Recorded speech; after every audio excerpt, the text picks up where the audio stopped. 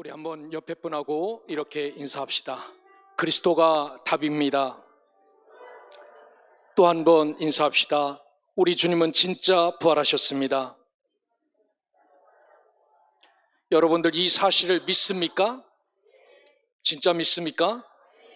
진짜 믿으셔야 됩니다. 부활절을 지내고 한 주가 흘렀습니다. 죽음을 이기시고 부활하신 예수님 때문에 인생의 소망이 바뀌고 인생의 목표가 바뀌신 분이 계시다면은 그런 분들의 하나님의 풍성한 은혜가 넘치기를 주의 이름으로 축복합니다. 우리가 매년 돌아오는 부활절이지만 이 부활절을 지나고 우리는 다시 일상으로 돌아가요. 하지만 예수 그리스도의 부활은 기독교의 핵심이고 우리 신앙과 믿음의 중심이다라는 사실을 잊지 마시기를 주의 이름으로 축원합니다. 그래서 부활은 절기를 한번 멋지게 지켰다 그것으로 끝나는 것이 아니라 이 부활은 새로운 시작이고 우리의 삶을 변화시키는 시작점이 이 부활이다라는 부활절이다라는 사실을 기억하고, 여러분 올해 출발한 지 이제 4개월이 지났지만 이 부활절을 기점으로 여러분의 삶이, 여러분의 신앙이 새롭게 출발할 수 있는 복된 결단의 시간이 되기를 주의 이름으로 축원합니다. 특별히 오늘은 예수님께서 부활하신 후 주변에 어떤 변화가 일어났는지, 예수의 부활을 경험한 제자들이 어떤 삶을 살아야 되는지 우리에게 말씀하시는 이 말씀을 잘 듣고 저와 여러분들도 이 부활을 경험했던 제자들이 어떤 변화가 있었는지를 잘 보시고, 그러면 나는 나에게 말씀하시는 이 부활을 경험한 자에게 말씀하시는 우리 주님의 명령이 무엇인지를 잘 듣고 오늘 저와 여러분들도 이 부어주시는 놀라운 은혜를 가슴에 품고 기뻐하며 감사하며 살아가는 복된 자들 되시기를 주의 이름으로 축복합니다.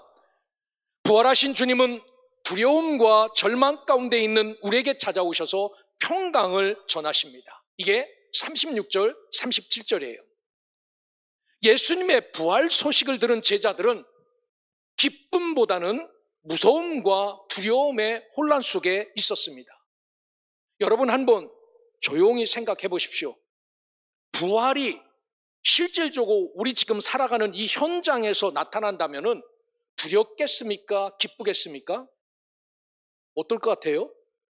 기쁘지요? 정말 기쁠까요? 요 뒤가 인천공원묘지입니다. 거기에 몇 년 전에 장례 모신 우리 아버지 어머니가 갑자기 살아서 오늘 여러분의 집 대문 초인종을 두 분이 누르고 계시다면 어떨 것 같습니까? 걱정이 없을까요? 아니 저분들 또 살아나시면은 다른 일을 또 반복을 해야 되는데 무섭지 않을까요? 여러분 한번 상상을 해보십시오. 그분이 살아서 지금 우리 집 대문 초인종을 누른다면, 여러분 제자들도 마찬가지였어요. 하면 안 되는 짓을 예수님 죽기 전에 다 하셨잖아요. 예수를 모른다고 부인하고 예수를 뛰어나가고 예수를 멀리 떠나고, 그래서 예수님의 부활의 소식을 듣고 너무 기쁘다, 이 주인이 나의 구주가 살아나셨으니, 이런 기쁨보다 무서움과 두려움이 너무나도 많았습니다. 성경에 보면은 예수님의 부활 소식을 여러 가지로 표현했는데 절대로 믿지 않았다라는 말이 너무나도 많습니다. 마가복음 16장에 보면은, 지금 우리는 누가복음을 나누고 있는데 마가복음 16장 마지막 장에 보면은 예수의 부활을 제자들, 특별히 베드로 제자들이 다 알아요. 전해 들었습니다. 그런데 그 16장 11절에 보면 그들은 예수께서 살아나셨다는 것과 마리아에게 보이셨다는 것을 듣고도 믿지 아니하니라 라고 말합니다. 아스피테오라는 헬라어를 써놨어요. 이게 뭐냐면은 불신하다, 믿지 않다. 예수가 부활한 것을 제자들이 불신하고 믿지 않았다라고 말합니다. 거기에서 계속 나오는 말이, 시골로 가던 두 제자가 부활하신 예수를 만나고 너무나도 기뻐 제자들이 있는 곳에 뛰어와서 말합니다. 내가 저 엠마오로 내려가다가 진짜 부활하신 예수님을 만났습니다라고 두 제자가 증거하는데도 여기 두 사람이 가서 남은 제자들에게 알리었을 때 역시 믿지 아니하니라 라고 마가복음 16장 13절에 분명히 말씀합니다. 너무 답답한 나머지 예수님은 마가복음 16장 14절에 11 제자가 앉아서 음식 먹을 때 짜자잔 그들에게 나타나 그들이 믿음이 없는 것과 마음이 완악한 것을 꾸짖으시니 이는 자기가 살아난 것을 본 자들의 말을 믿지 아니함일러라 라고 말합니다. 믿음이 없으면 죽은 사람이 일어날 수도 있는 것 같아요. 왜 믿음이 없느냐라고 따지셨다는 겁니다. 요한복음 21장 4절에 보면 날이 새어갈 때 예수께서 바닷가에 서셨으나 제자들이 예수가 누구신지 알지 못하는지라 라고 말합니다. 0.1%도 예수가 누군지 알지 못하였다라고 말합니다. 만약 여러분의 부모님이 아주 오래전에 묻은 부모님이 내가 죽을 나이가 됐는 그 부모님이 다시 공원묘지에 묻어놨는데 이분이 나의 집 대문을 두드리고 있다면 우리 아버지 어머니가 부활했구나. 좋아하시겠습니까? 난감하지요. 제자들이 이랬습니다. 오늘 누가복음은 더 심하게 예수님의 부활을 부정하는 사람들을 만날 수 있습니다. 예수님을 따르던 여인들이 예수님의 무덤에 갑니다. 여인들이 예수님을 이리저리 찾을 때 살아있는 자를 왜 죽은 자 가운데서 찾느냐라고 말하면서 예수가 부활했음을 전해줘요. 그런데 오늘 읽은 누가복음 24장 우리는 36절부터 읽었는데 쭉 올라가서 11절에 보면 사도들은 그들이 말한 말이 허탄한 듯이 들려 믿지 아니하니라 라고 말합니다. 사도들은 예수가 부활했다라는 소식이 허탄한 듯이 들려서 이 레로스라고 말합니다. 농담처럼 들리고 빈 말처럼 들려서 믿지 아니하였다라고 말합니다. 그러면서 이 소리를 듣고 자기네들도 궁금했는지 예수님의 빈 무덤을 갑니다. 그리고 쭉 훑어보고 흰 세마포만 남은 것을 보고 와, 어메이징 하고 돌아와요. 이렇게 끝납니다. 예수님의 제자들도 예수님이 십자가에 죽으신 이후 그들의 무서움에 떨며 숨죽여 살고 있지요.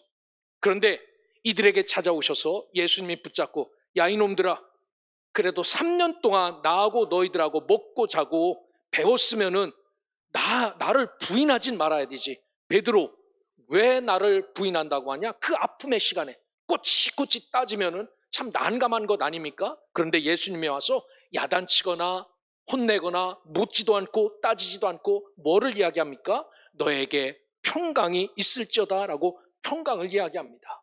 이 평강은 헬라어로 에이레네라는 말이에요. 감정적인 평강이 아닙니다. 뭐냐면 하나님과의 관계 회복에 오는 샬롬의 상태입니다. 여러분 주위 사람들하고 뭐 위에 집이든지 아랫집이든지 사소한 일로 막 다퉜어요. 그래서 엘리베이터 타고 가면 늘 만납니다. 일주일에 몇 번씩은.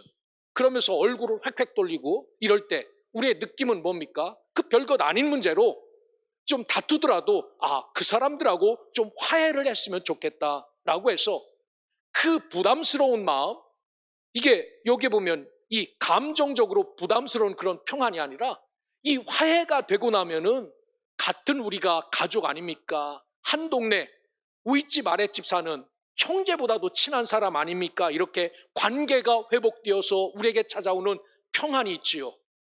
예수님과의 이 관계도 제자들과의 관계도 이렇게 해결되어 오는 평안, 이게 에이레네입니다. 그러니까 느끼는 감정이 너 좋아 이게 아니라 주 안에서 모든 것이 해결되고 모든 것이 다 풀려진 이런 상태. 예수님의 부활은 단지 죽음을 이긴 승리가 아니라 하나님과 인간 사회의 평화를 회복시킨 사건이지요. 그래서 그분이 오심으로 우리에게 평안을 주신 겁니다. 죽어도 좋은 평안, 살아가고 있어도 주시는 평안, 어떤 문제 앞에서도 이해할 수 있는 평안, 이것을 주신 분이 우리 주님이시다라고 말합니다. 그렇습니다. 오늘 제자들도 예수님의 부활 앞에 평화가 없는 두려움 뿐이었지만 우리 주님이 살아오셔서 평안하냐? 너희들 평안하냐? 라고 물으시면서 이 평안을 허락하시죠. 여러분, 부활이 빠진 삶은 평화가 있을 수 없습니다. 하지만 부활을 진정한 부활로 경험한 사람은 우리 삶 속에 어떤 문제를 만나도, 어떤 어려움을 만나도, 어떤 상황이라 할지라도 그 속에서 하나님이 허락하신 평안, 부활한 자가 내게 주시는 평안을 내가 누릴 수 있다라는 사실을 기억하고, 부활을 경험한 제자들이, 벌벌벌벌 떨고 있는 제자들이 오늘 부활하신 예수를 만나 평화를 회복하고 평강을 회복했듯이, 오늘 저와 여러분들도 믿음의 길을 걸어가며 이 부활하신 주님을 진정으로 믿어 우리에게 허락하시는 이 평안의 기쁨이 여러분에게 넘치기를 주의 이름으로 축원합니다. 이 평안, 이 부활하신 분이 우리에게 주신 이 평강을 무너뜨리는 게 있어요. 뭐냐면은 의심입니다. 이런 믿음을 무너뜨리는 게, 이 의심이다라는 말은 디알로기스모스라는 헬라어예요. 추리하고 망설임입니다. 예수님이 부활했어요. 요거 과학적으로 따지면은 요 분이 어디에 숨었다가 짜자잔 하고 나타난 게 아니라, 어떤 사람은 그냥 기절했다가 나타난 게 아니라, 이렇게 이 추리하고 이 논쟁을 하기 시작하면요, 예수의 부활이 부활로 나에게 다가오지 않아요. 이 부활신앙을 무너뜨리는 것은 다른 것이 아니라 내 속에 있는 의심이라는 겁니다. 어떻게 사람이 죽었다가 살아날 수 있는가라는 의심. 여러분 속에 예수님이 죽으시고 부활했다라는 이 부활에 대하여 의심이 드는 분이 계시다면, 오늘 의심 많은 제자들의 삶을 보시고 이 의심이 아주 눈 녹듯이 싹 녹아서 의심이 아니라 부활신앙을 흔들림 없이 믿을 수 있는 놀라운 은혜가 넘치기를 주의 이름으로 축원합니다. 오늘 제자들에게는 이런 의심이 있었어요. 따지죠. 유령이냐? 별소리를 다 합니다. 그런데 진짜 부활하신 주님을 만나고 나서부터는 이 두려움과 무서움이 변하여 평강으로 바뀌어요. 왜 그렇습니까? 우리 인생의 어떤 문제와 두려움 속에서도 나 혼자 있으면 두렵습니다. 하지만 부활하신 주님이 나와 함께한다라는 확신과 믿음이 있다면요, 우리도 어떤 일에도 평안한 삶을 살 수 있어요. 그래서 초대교회 부활을 먼저 경험한 제자들이 이 부활신앙으로 평강을 되찾았듯이, 저와 여러분들도 오늘 부활신앙을 분명히 믿어 어떤 상황에서도 나를 책임져 주시고 나를 이끄시는 이 평강의 하나님의 은혜를 누리며 살아가는 복된 성도들 되시기를 주의 이름으로 축원합니다. 두 번째, 부활을 경험했던 제자들은 예수 그리스도를 만질 수 있는 확실한 증거임을 이야기합니다. 그저 상상으로 그분이 부활하셨지라고 하는 것이 아니라 그분을 더듬으면서 손도 만져보고 몸도 만져보고 다 만져보면서 이분이 예수구나라고 느끼고 확인한 것 때문에 이들에게 평안이 임했지요. 제자들은 부활하신 예수님을 오늘 성경에 보니까 37절에 유령으로 착각합니다. 37절에 보면 표준 세번역 성경, 원어의 말씀을, 헬라어의 말씀을 가장 올바르게 해석한 성경, 이 표준 세번역 성경을 보면 그들은 놀라고 무서움에 사로잡혀서 유령을 보고 있는 줄로 생각하였다라고 말합니다. 너무 무서우니까. 그렇지 않겠습니까? 저 공동묘지 만월당에 있는 분이 걸어와서 내 앞에 섰으면 이분이 진짜 우리 아버지 살아서 온 건가? 영으로 온 건가? 그런 의심이 들지 않겠습니까? 제자들도 유령으로 보고 있는 줄로 생각하였다라고 말합니다. 이처럼 부활은 그만큼 믿기 어려운 일이에요. 우리가 쉽게 부활하면은 너무나도 좋겠다라고 말하지만요, 진짜 저 공동묘지에서 죽었던 분이 부활하여 우리에게 오면요, 깜짝 놀랄 일이죠. 우리는 안 무서워하겠습니까? 이분이 지금 이 시점에서 살아서 돌아오시면은 나는 어쩌란 말인가? 두렵고 떨림이 없겠습니까? 제자들도 간단한 문제가 아니었어요. 그만큼 부활은 믿기 어려운 일이었습니다. 그런데 예수님은 손과 발을 보여주시고 음식을 드시며 자신의 실제 육신이 부활하였음을 제자들에게 낱낱이 확증합니다. 손 한번 만져봐라. 찔린 창자국을 한번 만져봐라. 그 골고다로 향하면서 두드려 맞았던 나의 상처를 한번 다 더듬어 봐라 라고 말하면서 나 죽었어. 그런데 살아난 사람이야. 살아난 너의 선생 예수야 라고 말해요. 예수님은 제자들의 의심을 아시고 39절에 보니까 내 손과 발을 보고 나인 줄 알라, 또 나를 만져보라 라고 말씀합니다. 여기 만져보다라는 헬라 푸셀라 파오라는 말은 단순히 접촉을 넘는 이야기예요. 우리가 피부가 고우면은 만져보죠. 제가 중국에 13년 동안 선교사로 살 때 피부가 좋다는 이야기를 너무 많이 들었어요. 우리 집사람들. 한국 오니까 피부가 좋다고 그러죠. 여러분 멀리 있지만 제 피부 진짜 좋습니다. 그런데 중국 사람들이 제 얼굴을 와서 만져요. 제 얼굴을 왜 이렇게 피부가 좋냐고. 김치 많이 먹어서 좋다고. 이렇게 만져서 느끼는 이게 아니라 여기서 만져보다라는 푸셀라 파오라는 말은요, 단순히 접촉을 넘어 아주 주의 깊게 더듬어 확인하는 의미를 갖습니다. 제자들이 얼마나 의심이 많습니까? 이게 진짜 유령인지 예수인지. 그래서 손에 못자국에 손가락을 집어넣었다. 그러고 여기에 신경이 연결돼야 되는데 어떻게 막 다 따지면서 한번 만져봐라. 진짜 사람인지 진짜 유령인지 이렇게 다 만져보게 하시고 확인하게 합니다. 그러면서 예수의 부활이 막연한 영적인 환상이 아니라 역사적이고 실제적인 몸의 부활임을 제자들에게 확인시켜줘요. 그러니까 나중에 제자들이 뭐가 됩니까? 배우는 제자들이 사도가 돼요. 예수가 부활하셨습니다라는 것을 곳곳에 다니며 목숨 내놓고 죽는 삶을 제자들이 살지요. 그게 위선이었고 가짜였다면, 내가 확인하지 못한 일이었다면 이런 삶을 살겠습니까? 그런데 제자들이 그렇게 살아요. 예수님은 영과 살과 뼈가 없는 것이 아니라 온전히 갖춰진 그런 삶의 모습입니다. 그래서 이렇게 부활하신 겁니다. 우리의 믿는 부활신앙은 막연한 환상이 아니라 역사적이고 실제적인 부활 후에 세워진 것을 우리 또한 믿어야 돼요. 우리가 예수님의 살과 예수님의 못자국을 만질 수는 없어요. 하지만 누릴 수는 있습니다. 제자들이 2000년 전에 그 역사적인 현장에서 그것을 만져보며 이분이 하나님이시고 이분이 예수님이라고 증거해 주신 이 말씀 안에서 우리도 살아계신 예수님을 만져볼 수 있어요. 제자들이 만졌던 것처럼 그들이 보았던 믿음이 우리 속에 풍성하게 채워진다면 우리 또한 똑같이 예수가 진짜 몸이 살아 역사하시는구나 라는 것을 깨달을 수 있습니다.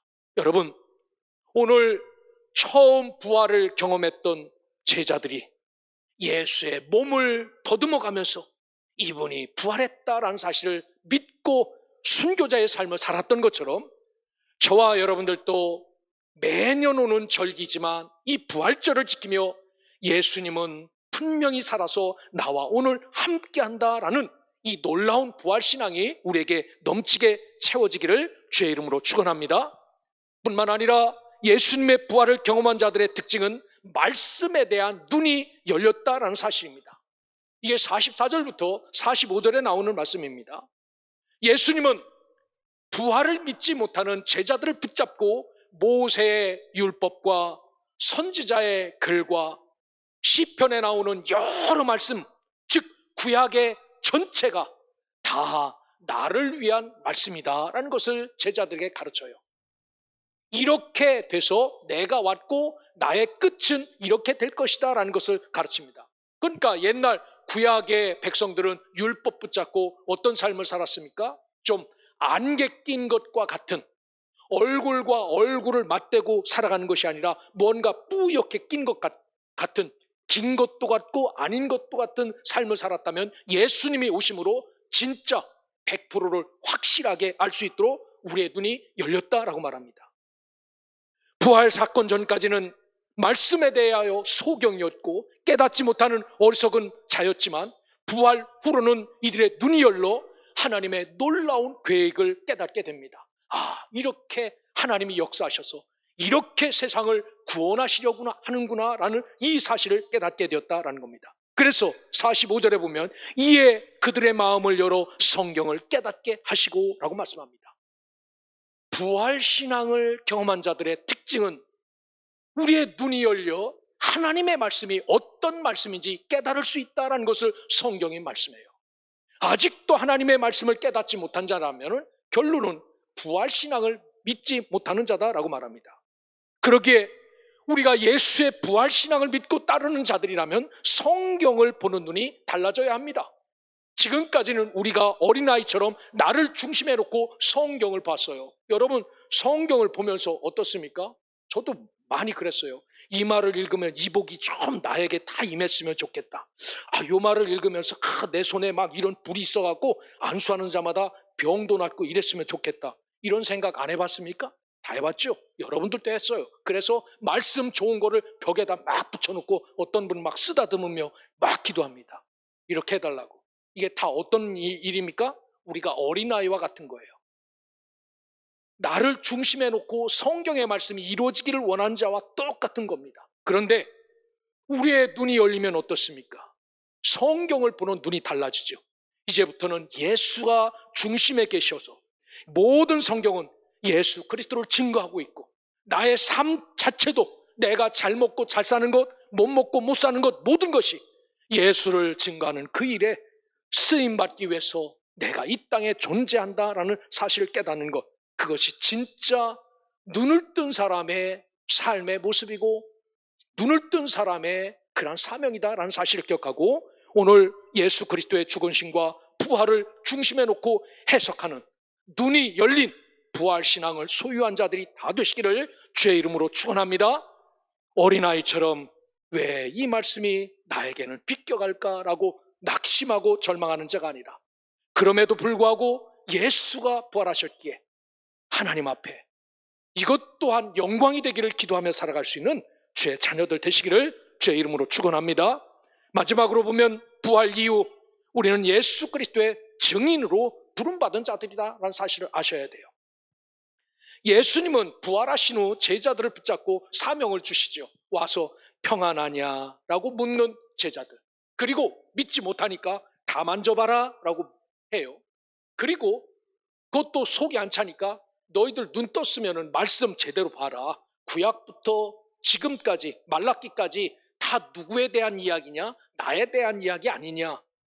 이렇게 깨우치신 후에 예수님이 말씀하시기를 너희들 이해했어? 그러면 이제는 너희들 삶을 사는 것이 아니라 나를 위한 삶을 살아야 돼. 어디 가든지 나를 증거하며 살아야 된다라고 우리를 증인으로 불러줘요.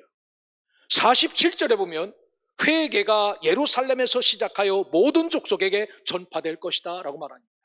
복음이 어디서부터 시작합니까? 저 예루살렘. 대한민국에서 아무리 예수가 많아도 빵점. 복음은 우리 게 아닙니다. 우리가 복음을 받아들인 지 140년밖에 되지 않았어요. 그 전에 저 동방 예루살렘에서부터 이 구원의 복음이 흐르기 시작했어요. 그리고 그 구원의 복음이 저 서쪽으로 전파되어 유럽을 향하여 영국을 향하여 미국으로 가서 여기까지 온 거죠. 그리고 온 족속에게 말씀처럼 전파될 것이다 라고 말하면서 하신 후에 48절 너희는 이 모든 일의 증인이라 라고 선언합니다. 여기서 증인은 헬라어로 말티스라는 그런 헬라어입니다. 이 말티스는 단순한 관찰자가 아니에요. 물병은 이렇게 생겼네. 이게 물병이구나 라고 말하면서 다른 데 가서 물병은 이렇게 생겨야 물병입니다. 이게 관찰자예요. 이게 말티스라는 말은 똑같은 관찰자인데 자신의 삶을 걸고 증거하는 자를 뜻합니다. 목숨 내놓고 이분이 이런 분입니다 라고 이야기하는 게 이게 바로 말티스입니다. 증인입니다.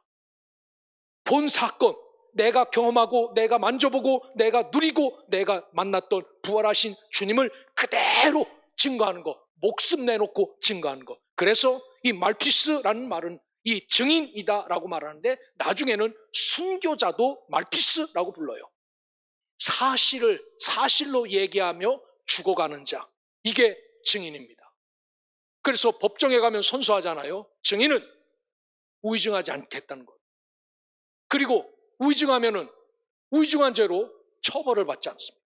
이처럼 세상에 예수가 그리스도됨을 증거하는 것, 거저먹 없이 죽어도 증거하는 것. 자, 이제는 부활을 경험한 제자들이 예수님의 죽으심과 부활을 세상에 전해야 될 차례였다라고 말합니다. 예수의 부활을 나만 알고 있고 나만 맛보고 끝나는 것이 아니라 이 부활을 또 다른 자에게 증거하는 그러한 백성이 되어야 된다라고 말씀합니다. 그렇습니다. 부활을 경험하고 부활을 믿는 우리가 이 부활을 증거해야 될 책임과 의무가 있다라는 겁니다. 따라서 이 부활을 경험한 우리에게, 그리고 2000년 전의 사도들에게 이 모든 일에 너희가 증인이야 라고 부른 겁니다. 나를 만져보고 나를 확인한 너희가 이 부활의 증인이야 라고 말합니다. 여러분, 우리도 다 여러분들 부활을 믿습니까? 라고 물었는데 믿습니다 라고 대답했어요. 그렇다면 이 부활을 나만 알고 있는 것이 아니라 내 옆에 누군가는 이 부활을 나눠야 됩니다. 마지막으로 49절, 우리에게 증인의 삶을 위하여 중요한 원리를 하나 제시합니다. 여러분, 어떤 교회가 가장 능력 있고 건강한 교회라고 생각합니까? 어떤 교회? 사람이 많이 모이는 교회? 사랑이 넘치는 교회? 뭔가 막 퍼줄 수 있는 풍성한 교회? 이런 교회가 가장 능력 있고 가장 건강한 교회라고 생각하십니까? 성경은 그렇게 말하지 않습니다. 정말 능력 있고 건강한 교회는 부활 신앙이 있는 교회를 능력 있고 건강한 교회다라고 말해요. 우리 교회가 이런 교회가 되었으면 좋겠습니다. 저 코나가 응아응아 우는 저 아가들부터 우리 94살 잡수신 성도님까지 부활 신앙을 갖고 있어서 누가 건드려도 예수 부활했으니 나도 부활할 거야 라고 이렇게 믿는 이런 교회가 능력 있고 건강한 교회입니다. 그러기에 이런 교회를 위해서 우리는 예수 그리스도를 중심으로 come structure, 모이는 교회가 되어야 돼요. 빈 깡통을 갖고 나갈 수는 없습니다. 그러기에 하나님의 은혜 아래서 이 부활신앙 앞으로 모두 모여야 됩니다. 그리고 결국 이 부활신앙 후에 우리 주님께서 부어주시는 성령의 충만함이 있다면 그 충만한 은혜를 가슴에 담고 이제 go structure, 또 다른 곳에 가서 우리의 부활신앙 공동체를 만들고 세워나가는 겁니다. 이게 가장 능력 있고 건강한 교회입니다. 그래서 오늘 성경은 49절에서 볼지어다 내가 내 아버지께서 약속하신 것을 너에게 보내리니 너희는 위로부터 능력으로 입혀질 때까지 이 성에 머물라 하시니라 라고 말씀하세요.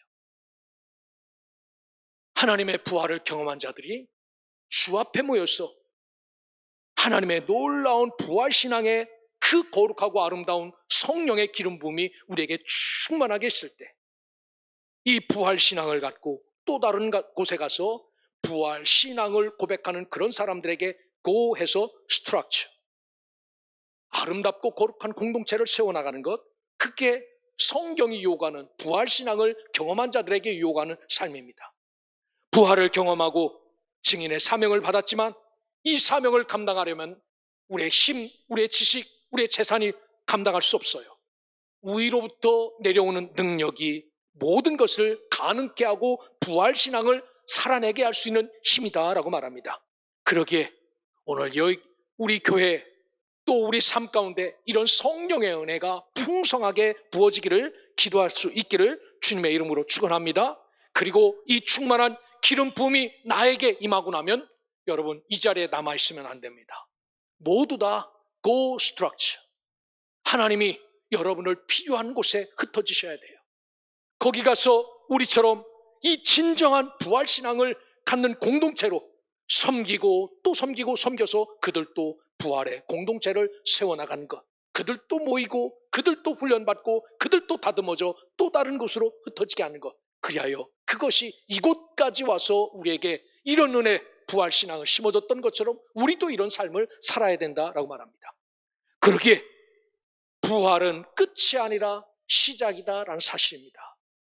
두려움 가운데 있는 우리를 찾아오셔서 평강을 선물로 주시고 말씀에 대한 눈과 마음의 문을 활짝 열어주시면서 믿을 수 없으면 한번 만져보고서라도 믿으라라고 말씀하시는 이 부활신앙이 우리 가운데 풍성하게 채워져 하나님의 거룩한 이 부활신앙의 은혜, 이 기쁨을 나만 알고 있는 것이 아니라 모든 자들에게 내가 나가서 이제는 증인의 삶을 살아야 된다라고 말씀하시는 이 말씀 따라 보내는 곳곳에 가시면서 예수는 나의 구세주시고 우리의 모든 죄를 완벽하게 사해 주신 참 주인이시며 이분은 완전히 죽으시고 완전히 살아 우리의 영원한 구세주로 우리에게 죽어도 사는 부활신앙을 허락하신 분입니다 라고 고백할 수 있는 이런 은혜가 여러분에게 넘쳐 하나님이 주시는 이 신앙 갖고 어떤 상황에서도 이기는 자로 살아가시기를 주님의 이름으로 축복합니다.